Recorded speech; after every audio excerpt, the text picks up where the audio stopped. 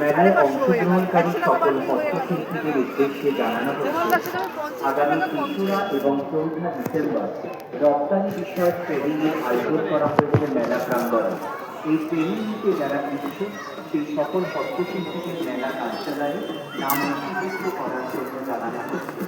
হস্তশিল্পীদের জানানো হচ্ছে আগামী ৩রা এবং ৪ঠা ডিসেম্বর রপ্তানি বিষয়ক ট্রেনিংয়ের আয়োজন করা হয়েছে মেলা প্রাঙ্গণে। ইচ্ছুক হস্তশিল্পীরা মেলা কার্যালয়ে নাম নথিভুক্ত করতে পারেন। আগে আসার টিকিটে নাম দেওয়া যাবে। হস্তশিল্প বাংলার গৌরব।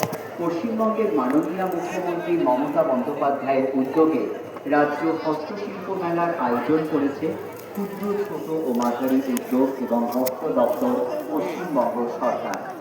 মনে রাখবেন, মেলা প্রাঙ্গণে কেউ ধূমপান করবেন না, যেখানে সেখানে ময়লা আবর্জনা ফেলবেন না। মেলা প্রাঙ্গণ পরিষ্কার রাখুন।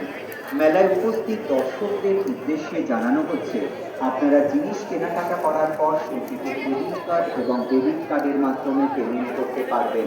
এছাড়া মেলা প্রাঙ্গণে এক্সিস ব্যাংকের একটি এটিএম কাউন্টার রয়েছে।